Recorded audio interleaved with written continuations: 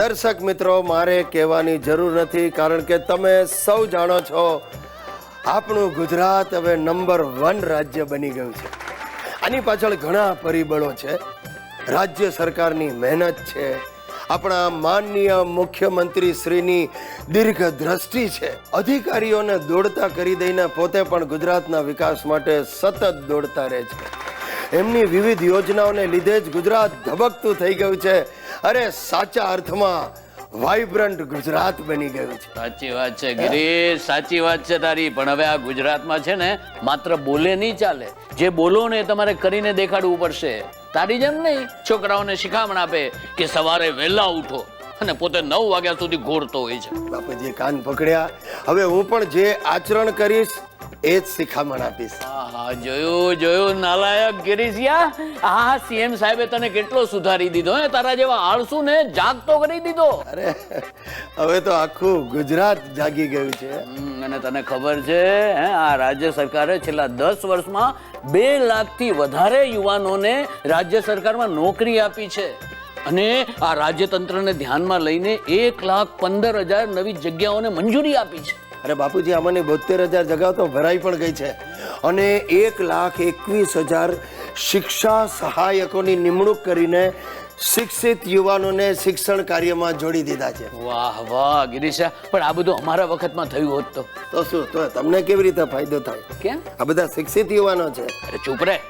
છેલ્લા 10 વર્ષમાં આ સરકારે એમ્પ્લોયમેન્ટ એક્સચેન્જ દ્વારા 12.5 લાખ કરતા વધુ બેરોજગારોને રોજગારીની તક પૂરી પાડી છે. હા, મને ખબર છે. એટલે તો પાનના ગલ્લે હવે નવરી બજારો ઊભી નથી રહેતી. હા તો બરાબર છે. અરે છેલ્લા 7 વર્ષમાં બેરોજગારોને રોજગારી પૂરી પાડવામાં આ ગુજરાત નંબર 1 રહ્યું છે. પછી આ નવરી બજાર ક્યાંથી દેખાય? અરે મને તો ખબર જ છે, પણ તમને ખબર છે આ સિદ્ધિ માટે આપણા રાજ્યને CNN IBN 7 નો ડાયમંડ એવોર્ડ પણ મળ્યો છે. અરે એટલું જ નહીં ગિરીશિયા, રોજગાર તાલીમ કેન્દ્રો, કૌશલ્ય વર્ધક કેન્દ્રો દ્વારા અરે યુવાનોને નવી રોજગારી મળે ને એના માટેની બધી તકો ઊભી કરી છે. 37 જેટલી ઔદ્યોગિક સંસ્થાઓનું અપગ્રેડેશન કરવામાં આવ્યું છે. એનું પરિણામ શું? હવે આપણા રાજ્યના યુવાનીઓ કામ શોધવા બહાર નથી જતા અને આપણો વિકાસ વધવા માંડ્યો છે. વાહ વાહ વાહ, મારું ગુજરાત નંબર 1 ગુજરાત. અરે એમ નહીં, આ ગુજરાત, વાહ ગુજરાત. સાહેબ, મારી વાટ લાગી ગઈ છે. લોકોને ગ્રહો નડે પણ મને મારો સાળો શંભુ અને એની બૈરી હંસા નડી રહ્યા છે. ગઈકાલે તો હંસલીએ હદ કરી નાખી, મારી આબરૂના ભવાડા કરી નાખ્યા, એ પણ ઓફિસમાં. અરે આ રક્ષાબંધનને બાને ઓફિસમાં આવી અને એણે હંસા બ્રાન્ડ અંગ્રેજીમાં એક ભાષણ ઠોક્યું. લેડીઝ અને જેન્ટ્સ, અમારા બનેવી રેડ એટલે કે ગિરીશલાલ ઇઝ ડોબર number 1. Before marriage he is nonsense, but after sister Sushila marriage he become sense.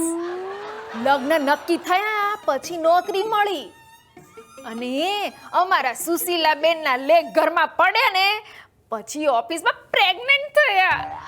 અરે આ બધું સાંભળીને આખો સ્ટાફ ખી કરીને હસવા લાગ્યો.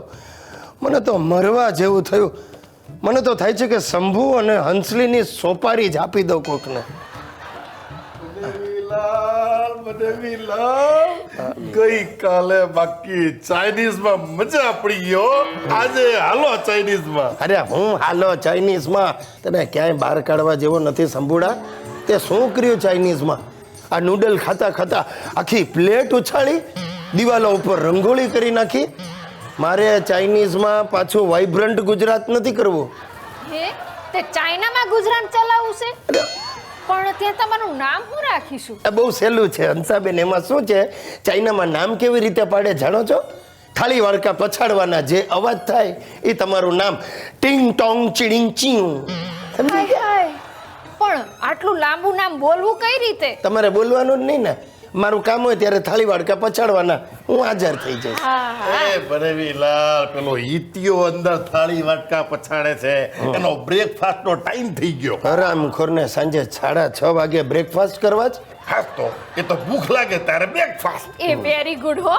આજે તો આપણે ફાસ્ટ ફૂડમાં જ લંચ લેવા જઈશું. આખો દિવસ ખાવાનું જ હોય છે, સાંજે 7 વાગે તમારે હવે લંચ લેવું છે? ભાઈ અમારે કાઠિયાવાડમાં તો છે ને પેટમાં ઉદેડા દોડે ત્યારે લંચ, પેટમાં બિલાડા દોડે ત્યારે ડિનર. અને પેટમાં ભેંસ ભાંભરે ત્યારે ટોયલેટ.